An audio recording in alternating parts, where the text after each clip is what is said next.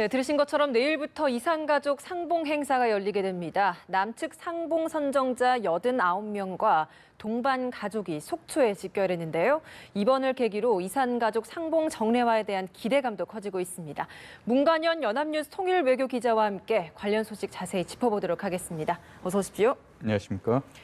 네, 남북 이산가족 상봉 행사가 이제 내일부터 엿새 동안 금강산에서 이뤄지게 되는데 일단 앞서 이제 조영빈 앵커와 고일환 기자 연결해서도 좀 봤듯이 오늘 속초에 다 머물고 내일 아침 일찍 좀 출발하는 것 같습니다. 1차와 2차로 나눠서 이제 이산가족 상봉 행사가 이루어진다라고 들었는데 규모가 좀 어느 정도 됩니까?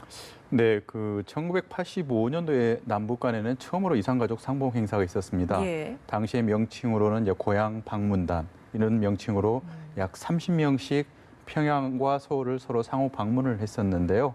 역사적인 6.15 정상회담이 2000년에 열린 이후에 남북 간에는 이산가족 상봉 행사에 대한 원칙적인 합의를 본 이후에 이번까지 모두 21차례 이산가족 상봉 행사가 거의 연례 행사처럼 열리고 있는데요. 그 규모 면에서 보면은 매번 약 100명씩 규모로 남측에서 가족을 북측에서 찾았고요. 또 북측에 있는 가족 100명이 남측의 가족을 찾아서 최종적으로 이 상봉 행사가 열린데 한 가지 안타까운 것은 2015년도 10월에 20차 그러니까 지난번 마지막 그 행사가 열렸을 때 97개 가족이 당시에 신청을 했다. 한 가족이 네. 마지막 행사에 참석하지 못해 안타까움을 더했는데 이번 같은 경우에도 처음에 목표는 100가족을 목표로 했지만 89가족만 현재 참석하는 걸로 봐서는 일단 그 금강산행 티켓을 따내기도 되게 어렵습니다. 그쵸. 이 확률이 거의 굉장히 높은 경쟁률을 뚫고 결국 이 금강산을 가는 이런 최종 상봉자로 선정이 되는데도 불구하고 이번 같은 경우에도 또 많은 가족들이 참여를 못하게 된 것은 그만큼 이산가족 그 개개인이 모두 다 고령화가 됐고 건강 상태가 대부분 안 좋고 또 그 외에도 여러 가지 사정들이 갈수록 나빠지기 때문에 하루라도 빨리 이 상봉 정례화 문제나 이 규모를 대폭 늘려야 된다 이런 주장이 계속 나오고 있는 것입니다. 예, 좀 더 자주 많이 보면 좋을 텐데 이게 참 자주 있는 기회가 아니기 때문에 더 이런 고령화에 맞춰서 좀 포기를 하는 가족들도 좀 많아지는 상황이 아닌가라는 생각이 드는데 말씀하신 것처럼 지난 2015년 10월 이후에 이게 지금 2년 10개월 만입니다. 이번에도 굉장히 좀 어렵사리 성사가 된 걸로 알고 있는데요. 준비 과정이 좀 어땠습니까? 네, 맞습니다. 박근혜 정부에서 마지막 이산가족 상봉 행사가 열렸고요. 문재인 정권이 들어선 이후에 지난 4월 27일 날 판문점에서 문재인 대통령과 김정은 국무위원장이 직접 역사적인 판문점 선언을 했었는데 그중에서도 우선적으로 이산가족 상봉 문제를 합의를 해서 공동 성명에 포함을 시켰었습니다. 예. 그렇기 때문에 얼마만큼 이 양측의 지도자가 이산가족 상봉 문제에 대한 의지를 가지고 있는지 우리가 다시 한번 엿볼 수 있는 대목인데요. 실제로 그 문재인 대통령 같으면은 2004년도에 당시에 제가 직접 동행하면서 취재를 했었는데요. 예. 북한에 남아 있는 이모와 만나기 위해서 금강산 상봉 현장에 행사장에 직접 참석을 했었습니다. 개인적으로 봐도 이러한 이산가족의 아픔을 누구보다도 잘 이해하고 그렇기 때문에 남북 간에는 이런 부분에 대해서 굉장히 이 역사적인 남북 정상회담 선언회까지 포함시키는데 노력을 했을 걸로 보이는데요. 중간에 북한 선전 매체 같은 경우에서는 이산가족 상봉 행사에 대해서 탈북 여종업원 문제를 들어서 지장이 있을 수도 있다 이렇게 얘기를 했었는데요. 예. 공식적인 조국평화통일위원회나 외무성 이 내각 기관도 아니고 하나의 단체로서 매체로서 이런 발언을 했던 점으로 미뤄봐서는 하나의 주의를 환기하는 수준의 차원이었고요. 실제 남북 간에는 굉장히 속도감 있게 과거 어느 때보다도 이 준비 과정이 빠르게 그리고 굉장히 수월하게 진행됐다 이렇게 볼 수도 있겠습니다. 예. 그렇기 때문에 개인적으로는 그 이산가족 상봉에 참여하는 이런 가족들이 되게 건강상 문제나 여러 가지 힘들지는 모르겠지만 남북관계 면에서는 이번처럼 또 이 문제가 쉽게 또 접근이 이루어지는 것은 또 현장에 있는 취재기자로서 굉장히 다행스럽게 생각하고 있습니다. 예, 앞서 이제 조영빈 아나운서와 고일환 기자를 연결해서 이산 가족들의 이제 2박 3일간의 일정을 좀 짚어봤는데 이번 행사에서 처음으로 도입되는 좀 새로운 이런 부분들이 있더라고요. 이걸 좀 짚어봐야 될 것 같습니다. 네, 맞습니다. 제가 약 2002년도부터 전부터 이산가족 상봉 행사는 직간접적으로 취재를 많이 해봤었는데요. 이번 같은 경우는 특이한 경우가 둘째 날 실제로 가족과 가족이 실제 금강산 호텔의 객실에서 직접 만납니다. 예. 다른 사람도 없고 외부인들도 없고 당사자 가족끼리만 모여가지고 굉장히 서로 간에 있는 속 깊은 이야기를 털어놓는 이 행사가 결국은 예. 이산가족 상봉 행사의 하이라이트라 이렇게 볼 수가 있는데요. 대부분 2시간 정도 객실에서 이야기를 하다 보면은 더 중요한 얘기를 막 끝낼 때쯤에 그다음에 그 공동 중식 행사를 위해서 또 이동을 해야 되는 이런 불편이 있었는데요. 이번 같은 경우에는 객실에서 대화를 하다가 결국 이제 도시락이 배달이 돼서 도시락을 함께 먹으면서 가족들이 1시간 동안 더 이야기할 수 있는 기회를 마련했다는 것이 예. 상당히 좀 의미가 있다 이렇게 볼 수가 있겠습니다. 네. 남북이 가족끼리 또 식사를 한다는 데는 굉장히 큰 의미가 있고 또 한 가지는 대부분 설악산에서 출발을 해서 금강산 원정리에 있는 이산가족 면회소까지 가는 데는 굉장히 기나긴 여정입니다. 이 과정이 실질적으로 물리적인 거리는 80km밖에 되지가 않는데요. 예. 실제 설악산을 출발을 해서 남북 출입 사무소를 통과를 하고 비무장지대 군사분계선을 다 통과하고 북한까지 가는데 4시간이 걸립니다.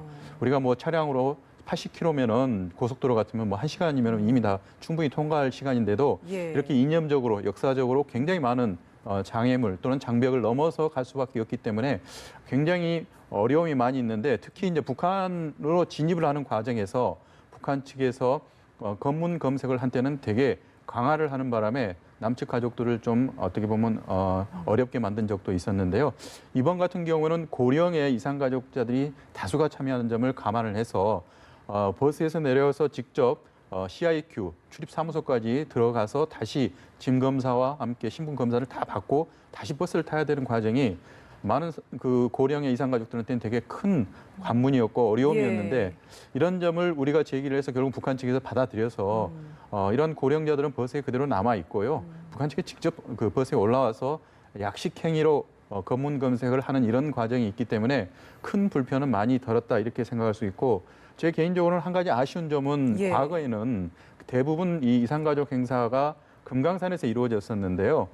금강산에서 가장 그 명소라고 할 수 있는 게 이제 3.1포인데 이 공동 행사 가운데 단체 상봉, 가족 상봉, 뭐 개별 상봉이 있는데 예. 참관 행사라고 있었습니다. 제 개인적으로는 이게 노년의 소풍이라고 이 나이 드신 분들이 직접 가족과 손을 잡고 3.1포 호수 일대를 걸어다니면서 또 대화하는 그런 장면도 굉장히 보기가 좋았는데 아무래도 이런 거는 좀 건강상 이유 때문인지 몰라도 이번 행사에는 이게 들어가 있지가 않아서요. 좀 아쉬운 점이라면 아쉬운 점이다 이렇게 지적을 하고 싶습니다. 예. 앞서 이제 문 기자께서 이야기를 하시기를 그 9분 정도가 최종 명단 교환 후에 포기를 하셨다고 했습니다. 그만큼 고령화가 좀 심각하기 때문에 가고 싶은 마음은 있지만 몸이 따라주지 않는 상황이 좀 많이 생기는 것 같은데 때문에 이런 대면 상봉뿐 아니라 좀 화상 상봉이나 서신 교환 이런 것들도 좀 더 활성화돼야 하지 않을까라는 생각도 들거든요. 네, 맞습니다. 지금 그 현재 정부가 가지고 있는 이산가족 데이터에는 1,000만 이상 가족이 모두 다 등록을 하지는 않았습니다. 13만 명만이 88년도 이후에 현재까지 등록을 했고요. 이 가운데서도 벌써 7만 5천 명은 돌아가셨고 가족들이 지금 생사도 모르는 상태에 이렇게 있는데요. 제가 직접 이산가족들을 만나서 물어봤을 때 가장 뭐가 제일 궁금합니까 했을 때는 예. 정말 살았는지 죽었는지 이 생사 확인. 여부만이라도 확인했으면 참 좋겠다고 했는데요. 예. 이거는 이산가족 상봉행사에 참여하는 이들만이 아니고 1,000만 이산가족 전부의 똑같은 공통적인 희망사항이라 이렇게 볼 수가 있겠습니다. 그래서 먼저 가장 전면적으로 북한에 또는 남한에 각각 흩어져 살고 있는 이 가족들이 정말 살아있는지 또 죽었다면 또 언제 죽었는지 실제로 이산가족 상봉행사를 취재를 해보면은 가장 먼저 아버지는 살아계시냐, 예. 제삿날은 언제냐, 제사는 지내고 있느냐 이런 그 문제를 질문하면서 시간을 보내는 걸 많이 보았는데요. 이 생사 확인 문제는 1,000만 이상 가족 전체 차원으로 확대를 해서 정부 간에서 추진을 해야 될 걸로 우리는 알고 있습니다. 그리고 예. 아울러서 방금 말씀하신 대로 이산가족 상봉 행사를 참여한다는 것은 사실은 우리가 지금 오늘 설악산에서부터 출발하는 걸로 알지만 제주도나 또는 전국 방방곡곡에서 살고 계신 분들이 참여를 하기 때문에 오늘 아침 이른 새벽 어쩌면 그 이전의 전날부터 시간부터 또 준비를 했을 수도 예, 있죠. 출발을 했던 분들도 예. 많이 있습니다. 그리고 실제 공식 행사를 3일간을 참여하고 다시 복귀를 하는 과정에서는 굉장히 기나긴 여정과 이런 과정에서 체력적인 소모가 크다 이렇게 볼 수가 있는데요. 네. 이런 걸 극복하기 위해서는 화상상봉이 있거든요. 전화상으로 인터넷을 연결해서 우리가 북한에 있는 가족들과 통화를 한다면은 이런 거리에 이동이 가져오는 여러 가지 번거로움이나 불편함을 또 덜 수가 있고요. 과거에도 이 화상 상봉 같은 게 좀 이루어졌었는데 좀 7차례 정도 이루어진 과거가 있지 않습니까? 네, 직접 제가 그때 그 대한적십자사의 본부에서 예. 인터넷으로 연결을 했고요. 저 평양에 있는 고려 호텔에서도 역시 이산가족들이 북한에 있는 이산가족들이 평양으로 집결을 해서 예. 인터넷 연결을 해서 화상 상봉하는 것을 여러 차례 보았습니다. 예. 그렇기 때문에 장기간 시간을 요구하는 그런 이동과 여러 가지 또 불편한 검문 검색이나 또는 실제로 얼굴을 보고 싶어 하지만 또 얼굴을 또 만나지 않고도 또 대화를 하고 싶어 하는 개인적인 사정이 있는 분들도 있더라고요. 이런 분들을 위해서는 화상 상봉이 좋은 대안이 될 수 있다는 것이 시대적인 요구라 이렇게 생각합니다. 그리고 또 이분들은 대부분 그 70세 이상이 약 85% 정도 되거든요. 예. 아직은 이런 화상 상봉에 익숙하지도 않을 수가 있기 때문에 서신을 써서 직접 편지로 자신의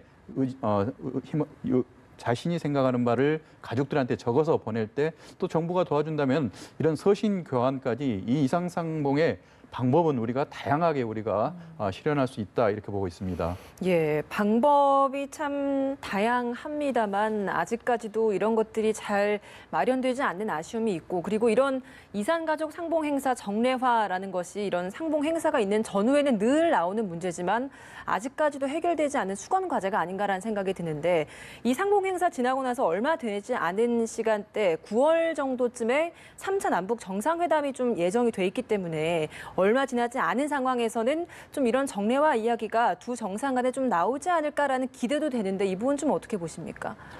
네, 맞습니다. 지금 이산가족 상봉의 어떤 정례화 문제는 어느 정권에서나 정권이 풀고 싶어 했던 숙제들이었는데요. 예. 현실적으로 여러 가지 문제점들이 있습니다. 일단 남측 정부에서는 여러 차례 이상상봉 정례화 그리고 생사 확인 문제 이런 부분에 대해서 굉장히 적극적으로 요구를 했었는데 예. 대부분 그 북한 측에서 좀 난색을 좀 표명을 했습니다. 그렇기 때문에 이러한 여러 가지 정치적인 문제까지 변수까지 서로 적용이 됐을 때 결국은 이게 안 되는 경우를 많이 보았는데요.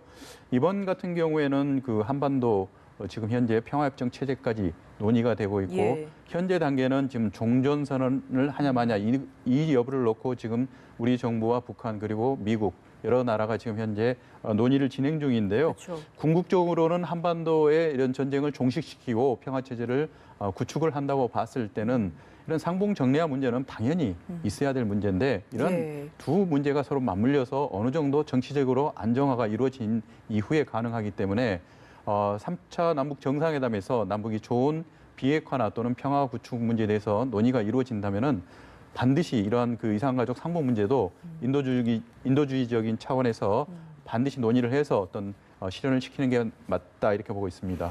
남북 회담 이야기가 나왔기 때문에 북한 관련 이야기를 좀 몇 가지 짚어보고 넘어가도록 하겠습니다.